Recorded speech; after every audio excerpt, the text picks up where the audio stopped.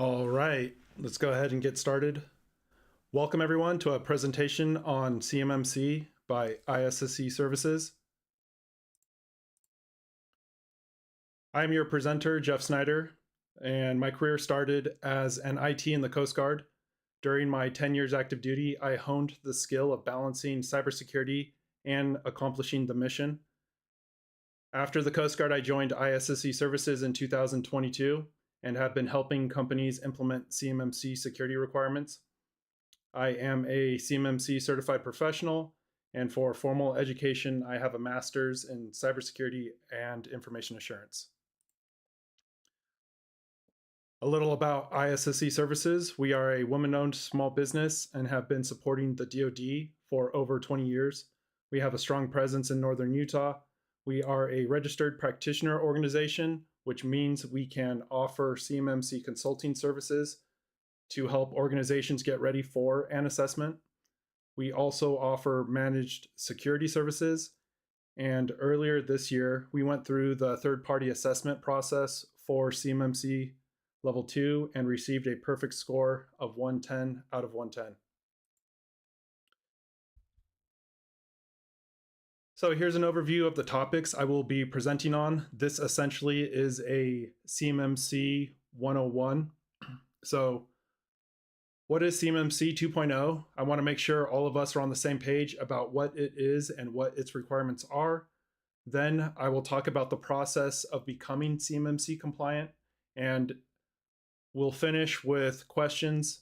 You can type them in chat and I will address them at the end. And feel free to ask me anything about CMMC. The presentation will run about 25 minutes.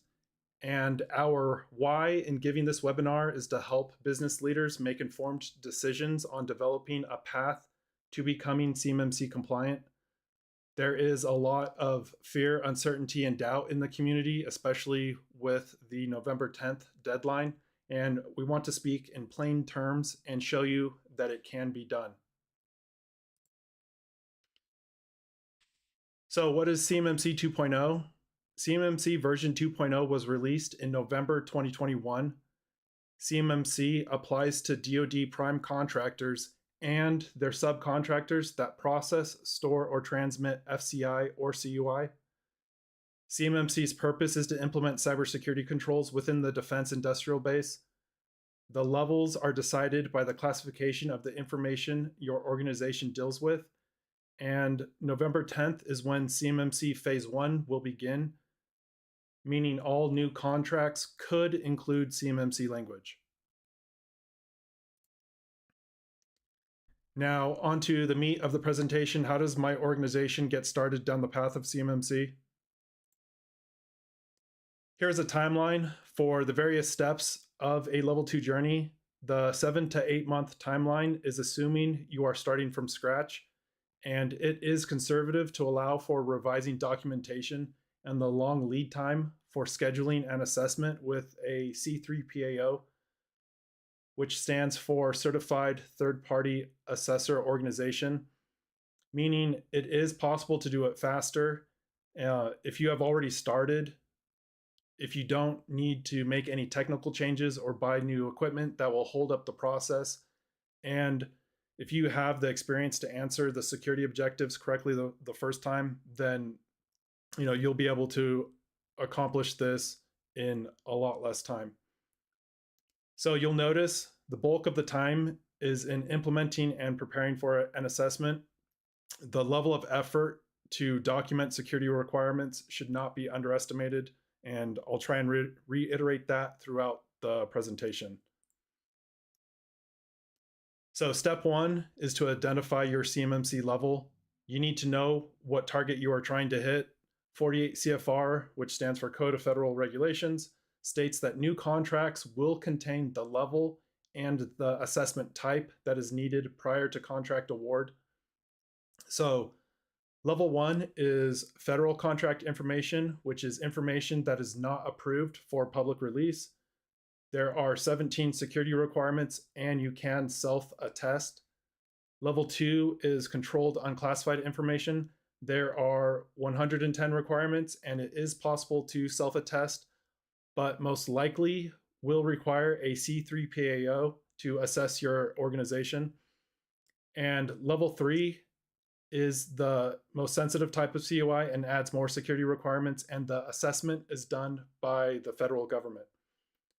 So the security requirements are outlined in NIST's special publication 800-171 and for level 3, 800-172.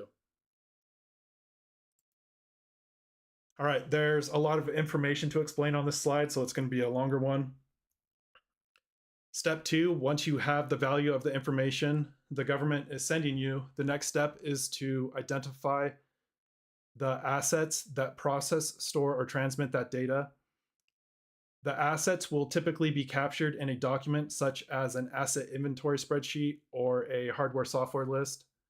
There are 5 asset types.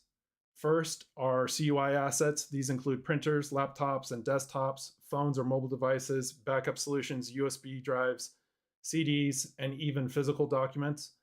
And as you can see, this category covers both the digital and physical mediums. So CUI assets are always in scope for an assessment. The next type of asset is security protection assets. And these examples are key badge systems, physical security devices and keys, SIM solutions, Windows Defender or other antivirus tools, firewalls, routers, and intrusion prevention or detection systems. These assets that provide security functions or capabilities to the organization, these assets are within the CMMC assessment scope, even if they don't directly process, store, or transmit CUI. So that means they will be evaluated against all 110 security requirements. Third type of asset is a contract or risk managed asset. And these are assets that could technically process, store, or transmit CUI, but are not intended to due to security policies, procedures, or practices. And examples include docking stations, monitors, televisions, microphones, or computers in departments such as HR or an executive assistant that never, and again, they never touch CUI. So CRMAs are not assessed against all 110 security requirements, but the documentation showing how they are sufficiently protected will be carefully reviewed. And they do not need to be physically or logically separated from CUI assets.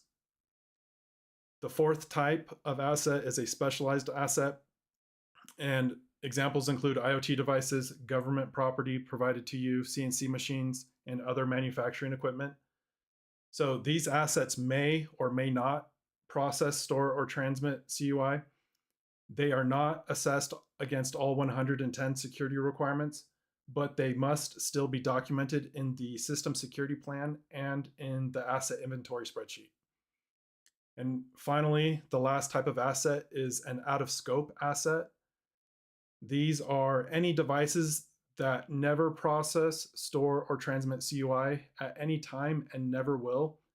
They are either physically or logically separated from CUI assets, and according to the Level 2 scoping guide, there are no documentation requirements, but it does say to be prepared to justify the inability of an out-of-scope asset to process, store, or transmit CUI. All right, after identifying all your assets, step 3 is to choose a technical design. The all-in approach is bringing everything in your organization into the CMMC assessment scope. And an enclave is typically recommended if 20% or less of your organization needs to access CUI or FCI data. And enclave includes building out a specific part of your environment to comply with CMMC requirements. Here is an example of a network diagram of the all-in approach, and you can see all devices are within the same boundary.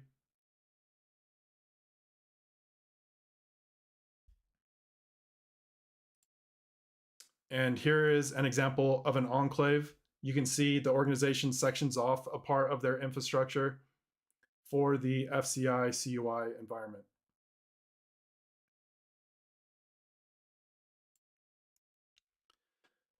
Step 4, once you've picked a technical design, the next step is to start configuring your environment to satisfy the CMMC security requirements.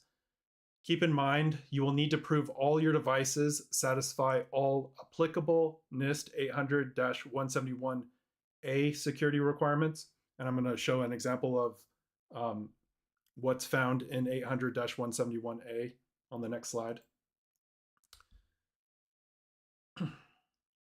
So this is an example of a security requirement from NIST 800-171A. This one is requirement 3.14.6, and it says we need to monitor our systems, including both inbound and outbound communications traffic, to detect attacks and indicators of potential attacks. So to meet this requirement, there are 3 assessment objectives that must be satisfied. So objective A is about monitoring the overall system. This includes things like the cloud environment, firewalls, antivirus, access logs, and computer logs. And then objective B and C focus specifically on inbound and outbound communications traffic. And that means monitoring logs from the firewalls, the intrusion detection and prevention systems, host-based firewalls, cloud networking logs, etc. So for each of these objectives, it is not enough just to say we have logs turned on. We need evidence that logging is enabled, properly configured, and actually being monitored.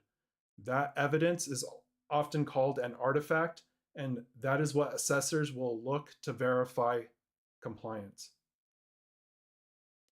And remember, this is just one security requirement. In total, there are 110 requirements that break down into 320 separate assessment objectives, and each objective needs to be addressed and evidenced just like the example. So you can begin to see the level of effort that is required to properly document your organization and how they comply with CMMC.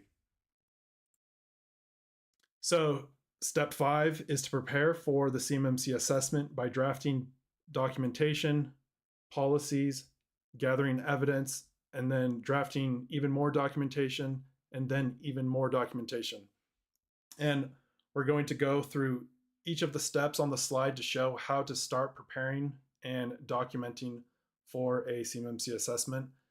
These are not necessarily in order.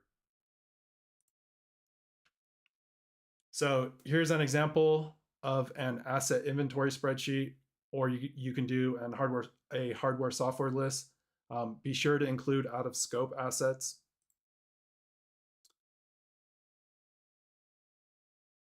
This is an example of a system security plan. For level 2 and 3, you have to have a system security plan. This template is available at the URL on the bottom. And be sure to write the SSP at the security objective level and not at the higher security requirement level. So you will need to demonstrate compliance with the 320 security objectives or assessment objectives. Step 5 is to include a network diagram this is to include a network diagram in your SSP. And here is an example of a data flow diagram. So it is not required, but it is highly recommended. This diagram helps assessors understand where data is processed, stored, and transmitted throughout your organization.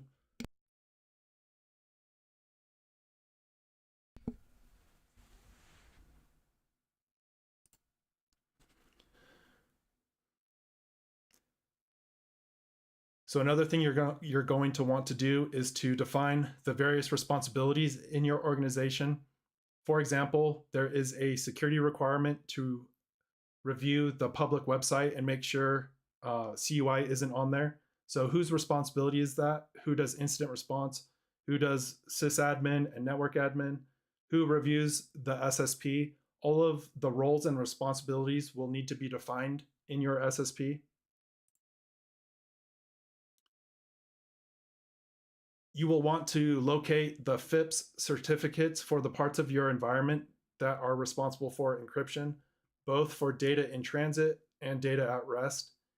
It's important to understand that the encryption algorithm must be validated and not just approved. You can verify this by checking the NIST cryptographic module validation program. It's very simple to just Google FIPS validation certs, so yeah, NIST maintains the list of validated modules. All right, step 6, working with an MSP or an RPO can be done at the same time as step 5. And this step is optional because your in-house IT or security department may already be capable of documenting and implementing all 320 security objectives. Typically with customers, they just don't have time, however, to do that because they have a business to run. So an RPO or registered practitioner organization provides CMMC consulting. They can guide you on how to look or how to answer the controls, configure your environment, and prepare for an assessment. And an MSP or managed services provider is essentially the outsourcing of your IT department. They can also help you get across the finish line. And a common strategy that saves both time and money is to let your in-house administrators take the first pass at the CMMC assessment objectives, and then bring in an RPO to do a gap analysis, check your work, and fill in anything that may be missing. So how do you find an RPO? You can go to the Cyber AB marketplace and filter for RPOs. And here's a screenshot of our company listing.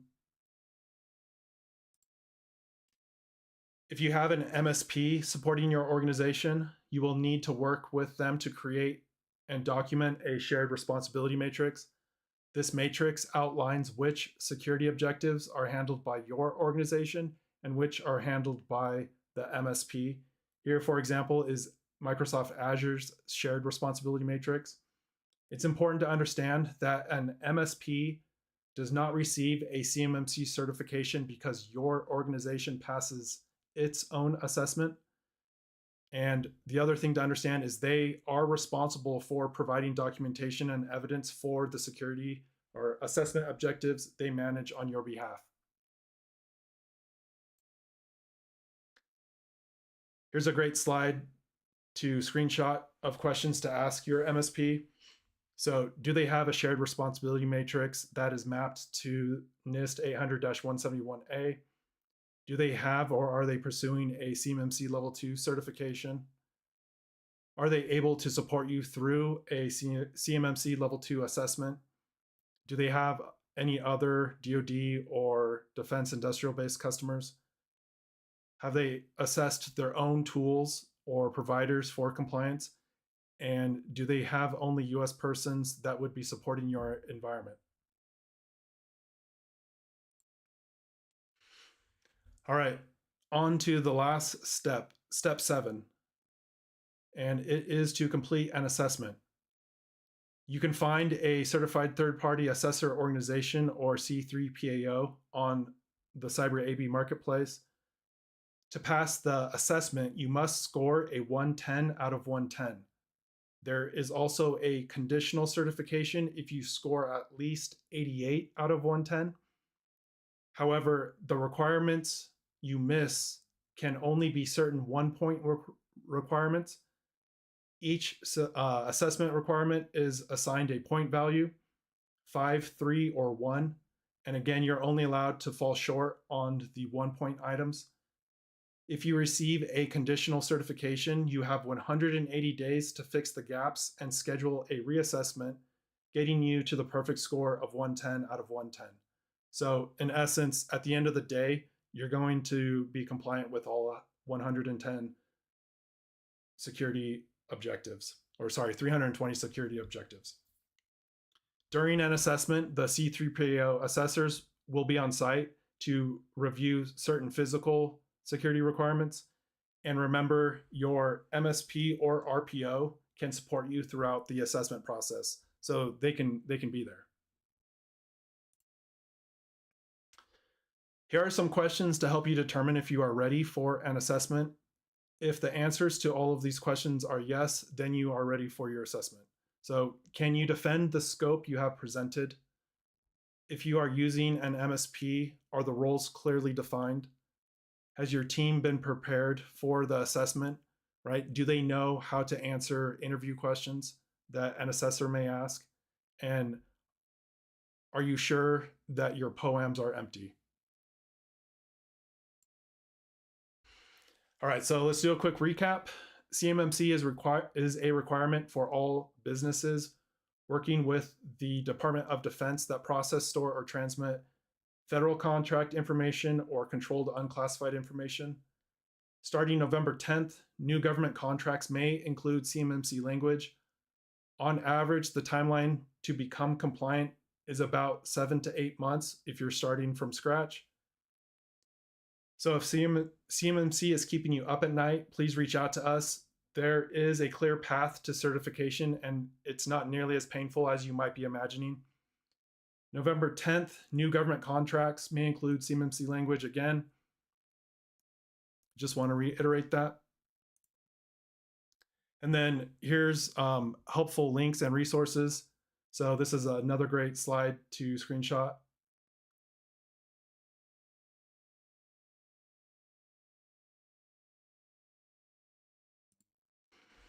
And that is the end of my presentation. My contact information is at the bottom of the screen. Again, please contact us if CMMC is stressing you out. And I'd like to open it up to any questions in chat or ideas of webinars that you'd like to see in the future.